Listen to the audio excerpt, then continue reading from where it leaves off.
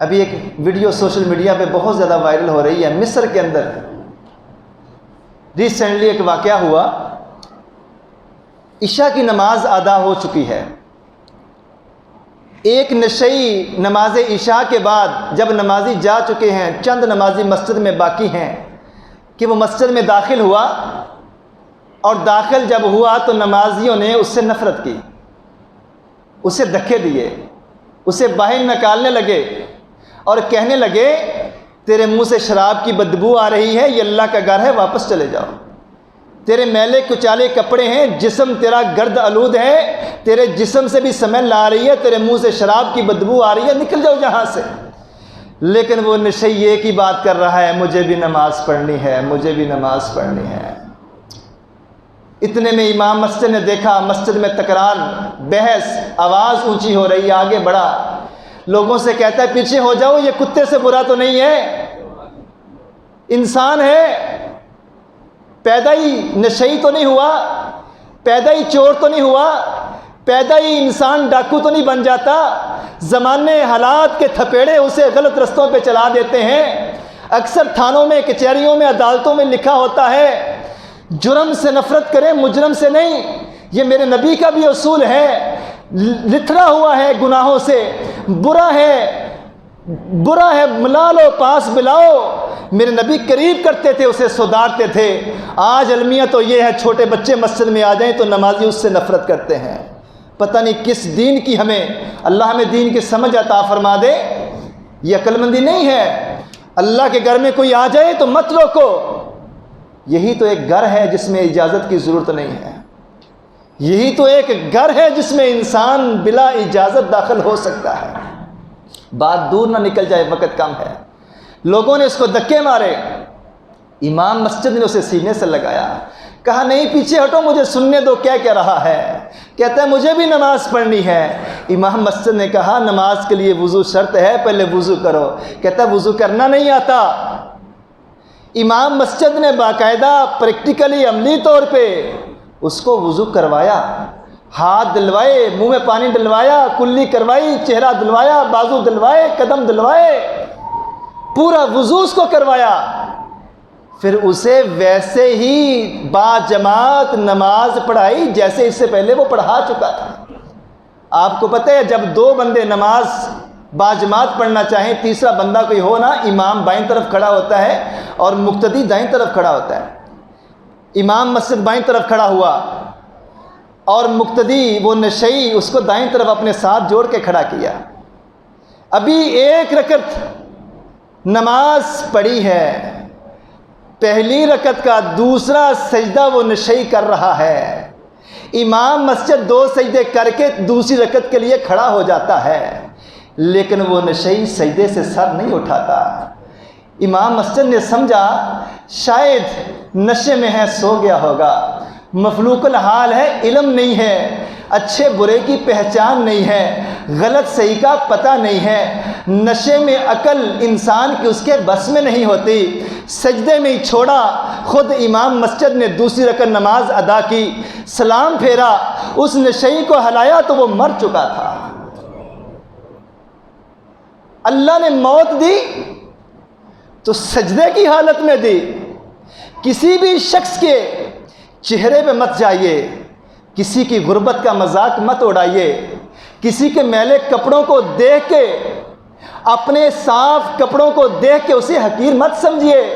یہ قرآن کا اصول ہے، یا ایھا الذین آمنوا لا یسخر قوم من قوم عسیٰ ان یکونوا خیرا منہم۔ ان نمازیوں کو کیا معلوم تھا یہ نشئی جو شراب پی کے آیا ہے، میلے کچیلے کپڑوں سے آیا ہے، اس کی موت اللہ نے سجدے کی حالت میں لکھی ہے، اور اس کی موت اسے مسجد میں کھینچ کے لے کے آئی ہے۔ اور قرآن کا اصول ہے خبردار کوئی مرد کسی مرد کا مذاق نہ اڑائے۔ وَلَا نِسَاءٌ مِّن نِّسَاءِ عَسَىٰ أَن يَكُنَّ خَيْرًا مِّنْهُنَّ، اور کوئی عورت کسی دوسری عورت کا اس کو اپنے آپ سے حقیر سمجھتے ہوئے مذاق نہ اڑائے۔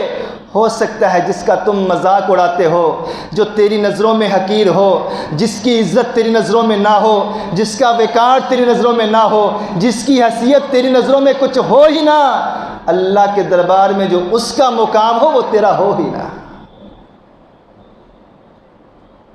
نمازی اس کو دھکے دے رہے ہیں لیکن موت کھینچ کے مسجد میں لے کے آ گئی۔ اللہ ہماری موت بھی ایسی موت بنا دے۔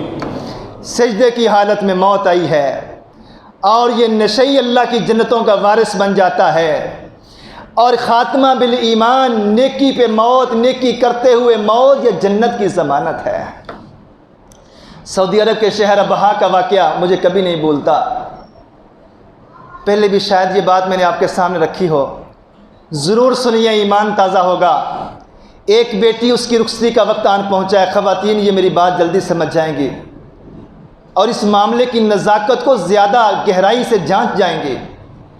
دلہن تیار ہے، باپ بیٹی کو پکڑ کے دروازے کی طرف لا رہا ہے، باراتی باہر کھڑے ہیں، دلہے کی کار باہر کھڑی ہے، بیٹی کو، بہو کو لینے کے لیے، دلہن کو بٹھانے کے لیے باراتی انتظار کر رہے ہیں۔ باپ اپنی بیٹی کو آخری بار رخصت کرتے ہوئے اپنے گھر سے لے کے دروازے کی دہلیز کی طرف جا رہا ہے۔ سہیلیاں، گھر کی بڑی عورتیں بھی ساتھ ہیں۔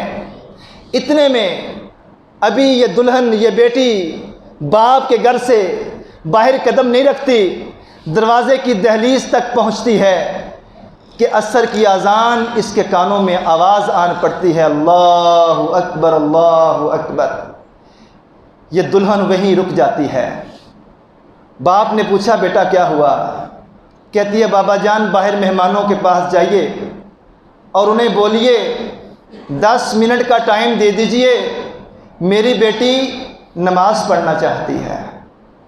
باپ نے کہا، بیٹا قریب ہی تو تیرے سسرال کا گھر ہے، اب مہمان باہر کھڑے ہیں، تب تک نماز بھی قضا نہیں ہوگی، تو اپنے سسرال جا کے نماز پڑھ لینا۔ تو بیٹی کہتی ہے، بابا اس بات کی کیا گارنٹی ہے کہ میں نے سسرال پہنچنا ہے یا اس سے پہلے مجھے موت آ جائے گی؟ اذان ہو چکی ہے اور میرے نبی کا فرمان ہے، اذان ہونے کے بعد جب یہ لفظ کانوں میں پڑ جائے، اللہ اکبر، اللہ اکبر، تم جو بھی کر رہے ہو، کوئی کام تمہارے لیے جتنا بھی اہم اور بڑا کیوں نہ ہے، لیکن اللہ کے حکم سے بڑا کچھ نہیں ہے۔ رخصتی نبی کی سنت ہے، لیکن نماز بھی نبی کا حکم ہے، اللہ کا حکم ہے۔ نہیں بابا، میں نے نماز پڑھ کے اس گھر سے جانا ہے، آپ جائیے، میرے لیے اجازت مانگیے۔ اجازت کیوں نہ ملتی؟ یہ تو ایسا مسئلہ ہے دین اسلام کا، وہ گاڑی کا ڈرائیور یا کنڈکٹر جس نے خود کبھی پڑھی نہ ہو، اسے بھی اگر کہا جائے گاڑی روکیے نماز پڑھنی ہے، وہ بھی گاڑی روک لیتا ہے اور کہتا ہے میں پڑھنی ہے یا نہیں پڑھنی، یار تو پڑھ۔ اور اس موقع پہ جو بات اصل نزاکت والی ہے، بچیوں سے پوچھئے، خواتین اس بات کو سمجھنے گی کہ ایک دلہن کے لیے یہ کتنا مشکل وقت ہوتا ہے جب وہ پوری طرح دلہن بن کے تیار ہو جائے، چہرے کو دھونا اس کے لیے کتنا مشکل ہوتا ہے، دلہن کے لباس کو دور کرنا اس کے لیے کتنا مشکل ہوتا ہے۔ سہیلیوں نے کہا بھی کہ آپ کو پہلی جھلک دیکھنے کے لیے وہاں سسرالی عورتیں انتظار کر رہی ہیں، کہتی ہیں مجھے کوئی پرواہ نہیں، مجھے نماز پڑھ کے اس گھر سے جانا ہے۔ باپ نے اجازت مانگی، اجازت ملی، بچی نے وضو کیا، دلہن نماز پڑھنے کے لیے دلہن کے لباس میں ہی مصلی پہ آتی ہے، جائے نماز پہ نماز شروع کرتی ہے۔ 2 منٹ دیکھ، 4 دیکھ، 5، 10، 15، 20 منٹ تک یہ کون سی نماز ہے کہ سجدے سے سر ہی نہیں اٹھا رہی۔ جا کے دیکھا، ہلایا، یہ بیٹی باپ کے گھر سے جو رخصت ہونے جا رہی تھی اس دنیا سے رخصت ہو چکی ہے۔ جیسی میری اور آپ کی راتیں ہیں، جیسے میرے اور آپ کے دن ہیں، جیسے میرے شب و روز ہیں، جیسے میرے شوق ہیں، اسی طرح کے شوق مرتے وقت اللہ تعالیٰ انسان کے بنا دیتا ہے اور انسان کا خاتمہ ایمان پہ کر دیتا ہے۔ بظاہر کبھی کبھار ایسے ہوتا ہے انسان کوئی نیکی ایسی کر جاتا ہے کہ وہ نیکی، وہ بول، وہ ادا اللہ کو بھا جاتی ہے اور وہ نیکی انسان کو ایمان والی موت نصیب کر دیتی ہے۔ مجھے اور آپ کے لیے بھی لمحہ فکریہ ہے، اللہ مجھے اور آپ کو بھی ایسی زندگی عطا فرما دے جو اللہ اور اس کے رسول کی اطاعت اور فرما برداری والی زندگی ہو۔ جب زندگی ایمان والی ہو جائے تو اللہ تعالیٰ پھر موت بھی ایمان والی دے دیتا ہے۔ ابو بکر بن عیاش بہت بڑے محدث گزرے ہیں، زندگی اور موت کی کشمکش کے اندر مبتلا ہیں، بچے رو رہے ہیں، پوچھا ولیما تبکی یا بنیا، میرے بچوں کیوں رو رہے ہو؟ بچوں نے کہا الا فراقک یا ابو یا، اے ابا جان آپ زندگی اور موت کی جنگ لڑ رہے ہیں، چند لمحوں کے بعد آپ ہمیشہ ہمیشہ کے لیے ہم سے جدا ہو جائیں گے، روئیں کیوں نہ؟ تو ابو بکر بن عیاش کہتے ہیں انظر الی ھذہ الزاویہ، جس کمرے میں ابھی میں لیٹا ہوا ہوں، اس کمرے کے اس نکر کو دیکھو، غور سے دیکھو، میرے بیٹوں میری نصیحت یاد رکھنا، جس طرح میری زندگی میں تم میرے سامنے اللہ اور اس کے رسول کی فرما برداری کر رہے ہو، میرے مرنے کے بعد بھی کبھی اس گھر کے اندر اللہ اور اس کے رسول کی نافرمانی نہ کرنا۔ انظر الی ھذہ الزاویہ، میں نے اس گھر کی اس نکر میں اس کمرے میں بیٹھ کے 18,000 بار اللہ کے قرآن کی تلاوت کو مکمل کیا ہے۔ 18,000 مرتبہ میں نے اللہ کے قرآن کو مکمل کیا ہے۔